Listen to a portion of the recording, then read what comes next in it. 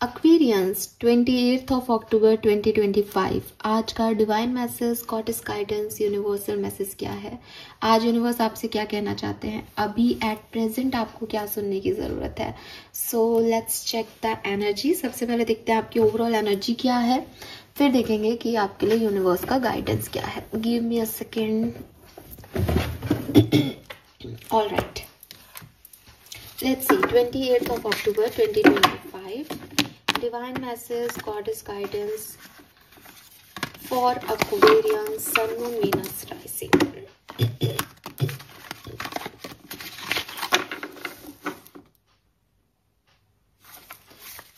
Okay, let's see, overall energy क्या रहेगी आज के दिन की, किस तरह का दिन रहेगा, क्या आपको करना चाहिए, क्या हो सकता है। प्लीज गाइड कीजिए for aquarium, please my guardian angel, sun moon Venus rising Aquarians.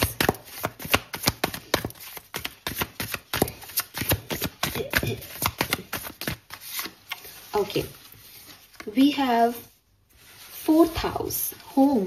Wow, so full focus घर पे दिख रहा है।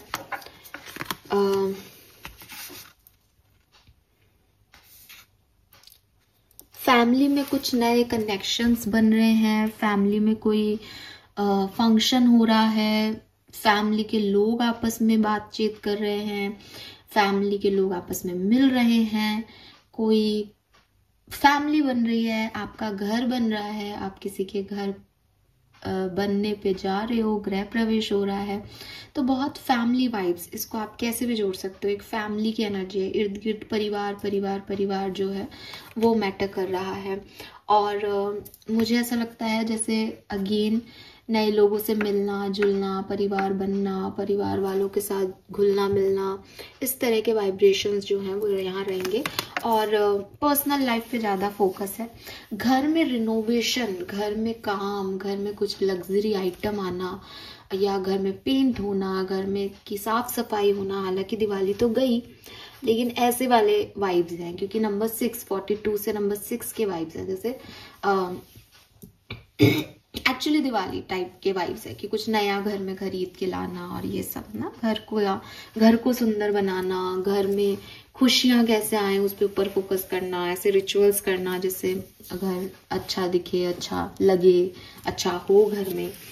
ठीक है, और किसी का घर बन भी रहा है, नए रिश्ते बन रहे हैं, किसी का घर कंप्लीट हो रहा है, फैमिली कंप्लीट हो रही है, बेबीज आ रहे हैं। तो फैमिली की तरफ आपका फोकस आज जो है वो रहेगा। लेट्स सी गाइडेंस क्या है 28 अक्टूबर 2025 का कुंभ राशि। अरे वाह, not for you, number 6 again.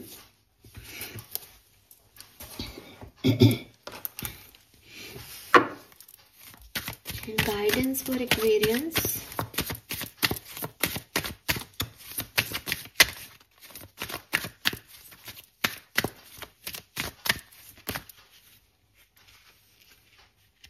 We have 2 cards, तो मैं दोनों लूंगी।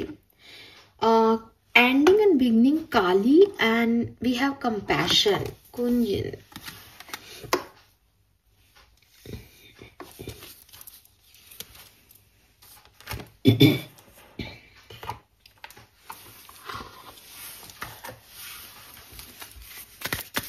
लेट्स सी आपका सबकॉन्शियस माइंड क्या कह रहा है आज के दिन।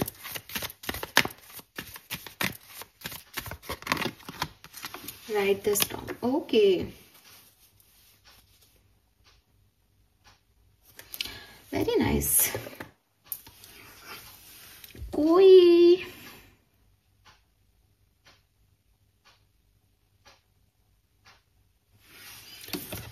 ठीक है, कलर ऑफ द डे चारों को देखो, क्या होना चाहिए कलर? Purple colour. ठीक है, this is the dark card. Basically Kali माँ की एनर्जी है।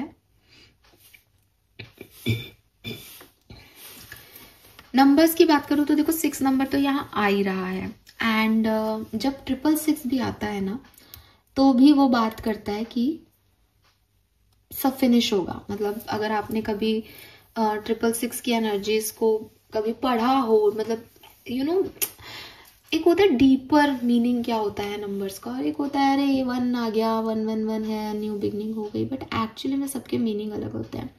तो अगर आप कोई बहुत ज़्यादा स्पिरिचुअल रीडिंग्स या बुक्स वगैरह आप देखोगे या बहुत ज़्यादा थोड़ा सा रिसर्च वगैरह करोगे तो आपको ये पता चलेगा बेसिकली कि 666 नंबर जो है वो डेविल नंबर है। 666 नंबर जो है वो सब तहस नहस कर देगा, जैसे अपन ऐसे लैंग्वेज में बोले ना कि अब सब खराब हो जाए, अब सब मिट जाएगा, अब सब एक बार खत्म हो जाएगा। 666 नंबर भी इस चीज का ही साइन है।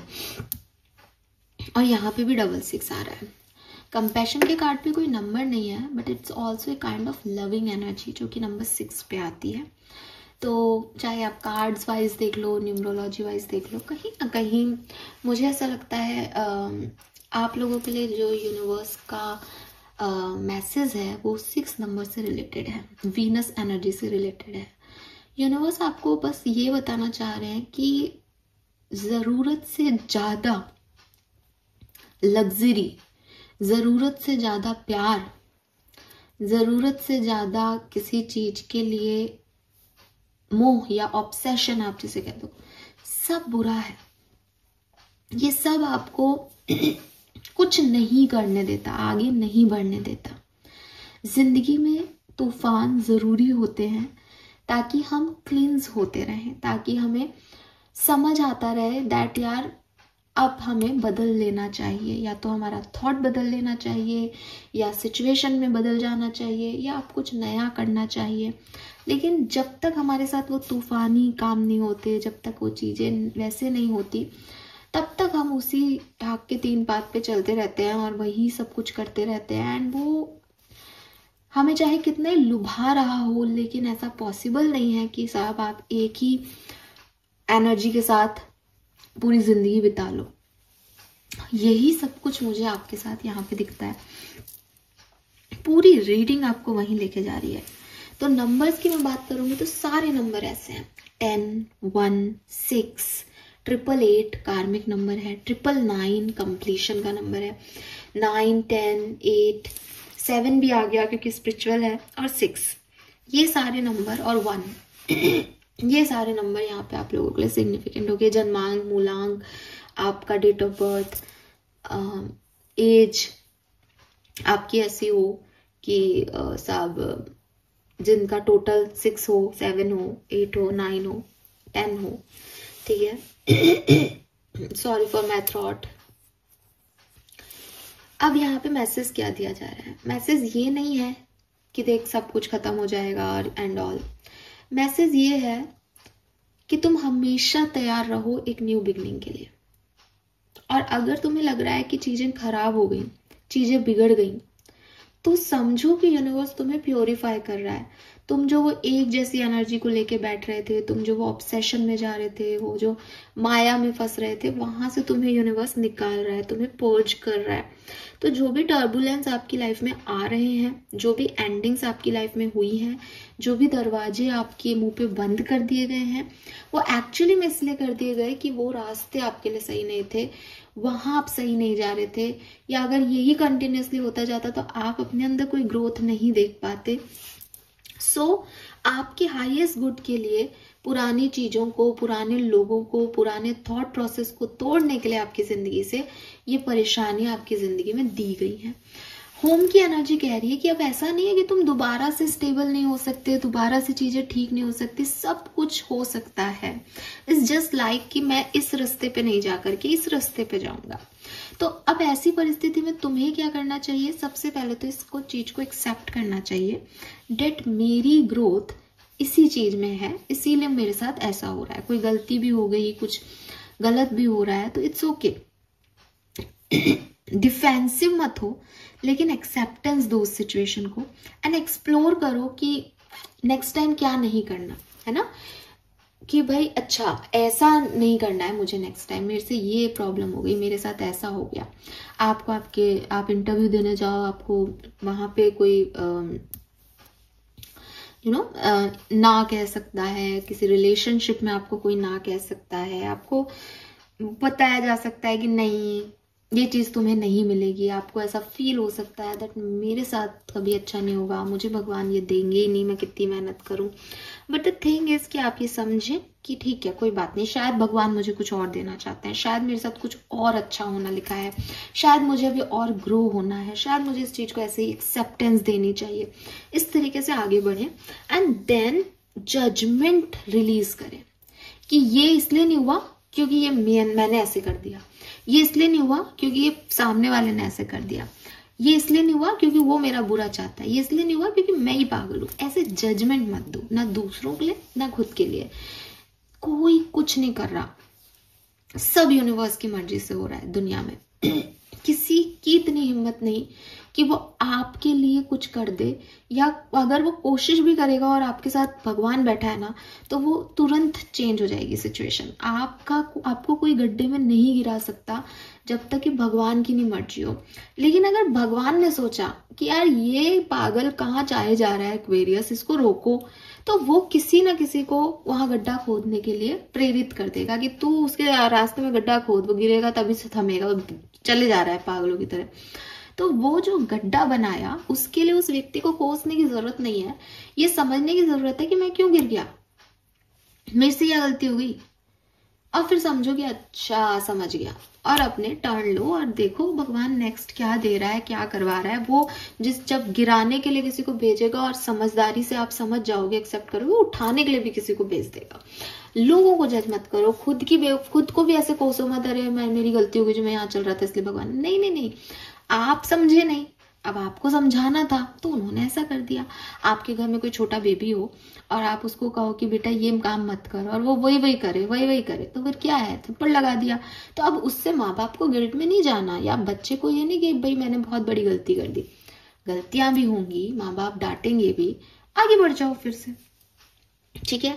सो आप अपनी अंदर की इनर लव और लाइट पे फोकस करो, दैट कोई बात नहीं, मैं गिर गया तो चींटी मर गई। छोटे बच्चे कहते हैं चींटी मर गई, खड़े हो जाओ, फिर से चलो, फिर कोई गलती करो, फिर ठीक हो जाएगा सब। यही लाइफ है। और ये जितना मैं आपको बोल के हंस के बता रही हूँ, आप इसको जीना भी ऐसे शुरू कर दो। इस बर्डन में मत जियो कि क्यों मेरे लिए दरवाजे बंद हो जाते हैं, क्यों मुझे सक्सेस नहीं मिल रही, क्यों मेरे साथ ऐसा हो रहा है। ऐसा हो रहा है, इसके पीछे कारण है।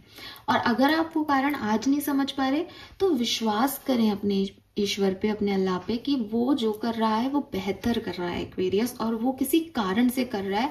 और मांगिए उनसे कि प्लीज मुझे कुछ तो बताओ कि ये कारण इसके पीछे क्या थे। विद दिस होम एनर्जी मुझे कुछ लोगों के लिए रीडिंग थोड़ी सी पास्ट, क्योंकि एंडिंग एंड न्यू बिगनिंग का कार्ड है, ये पास्ट से प्रेजेंट की तरफ आती हुई दिख रही है। मीन्स कि ये सब आपके साथ घट चुका है। एंड होम की एनर्जी कह रही है कि now you are stable, and अब आप पीछे मुड़ के ये सब देख सकते हो जो मैं आपको कह रही हूँ। आज आपको ये चीजें रियलाइज होंगी कि सारे दरवाजे इसलिए बंद हुए थे क्योंकि ये दरवाजा खुलना था, और ये दरवाजा अबंडेंस का है, और ये मेरे घर का दरवाजा है। अगर तब ऐसा नहीं होता तो आज मैं ये नहीं कर रहा होता। मतलब कहते हैं ना कि किसी का नुकसान नहीं हो तो वो फिर अपनी पे नहीं आता। मतलब जब तक किसी एक पुश नहीं मिलता ना, एक ट्रिगर नहीं मिलता इंसान को, तब तक वो ये नहीं सोचता कि अब देखो मैं क्या करता हूँ। तो वो जो कॉन्फिडेंस आता है ना इंसान में कि अब मैं बताता हूँ दुनिया को मैं क्या हूँ, वो आता ही तब है जब परेशानियां आती हैं। वरना हम ऐसे चलते रहे सब ठीक ही है।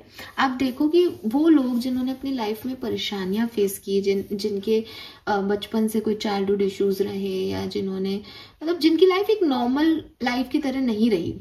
हर व्यक्ति की लाइफ में प्रॉब्लम आती है, लेकिन उनके पास शायद बहुत सारी कहानियां हो, और कई लोगों की लाइफ बहुत स्मूथ भी रहती है जिनके पास शायद एक आध कहानी हो कि अरे हाँ यार वो हुआ था। वरना कुछ लोगों की लाइफ तो बहुत ही टिपिकल होती है कि वो पास भी नहीं हो पाते, कॉलेज लाइफ भी उनकी ऐसी रहती है खराब, फिर जॉब भी बड़ी लेट लगती है, फिर शादियां भी गलत करके डिवोर्स हो जाते हैं, फिर बच्चों में प्रॉब्लम आ जाती है। मतलब हर फेज में वो परेशानी झेलते हैं।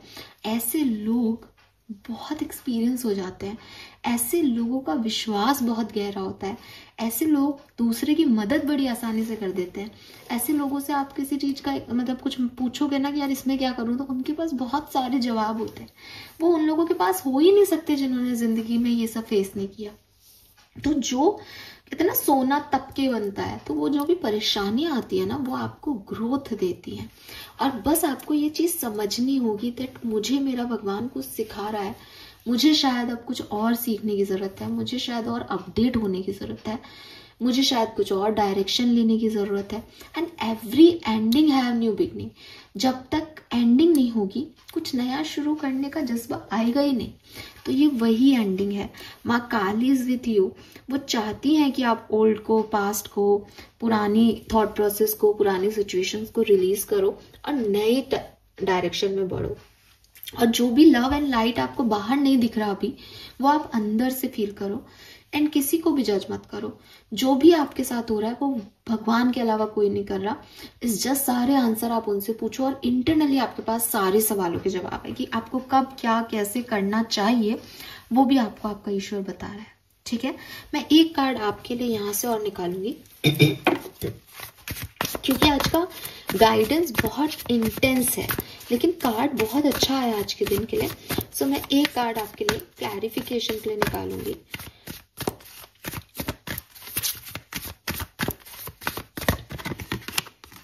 एक्सपेंशन। तो आज का दिन आपका बढ़िया है, डोंट टू वरी। 9 नंबर मैंने आपको पहले ही कह दिया। कहानी सिर्फ अगेन मैंने पहले भी बोला, कंप्लीशन है। कुछ चीजें जो नहीं हुई, क्यों नहीं हुई, उसकी जगह अब क्या करना चाहिए, कहानी ये रहेगी आज के दिन। और इसमें आपको जो मैंने समझाया उस गाइडेंस को फॉलो करके बढ़ोगे तो आसान हो जाएगा।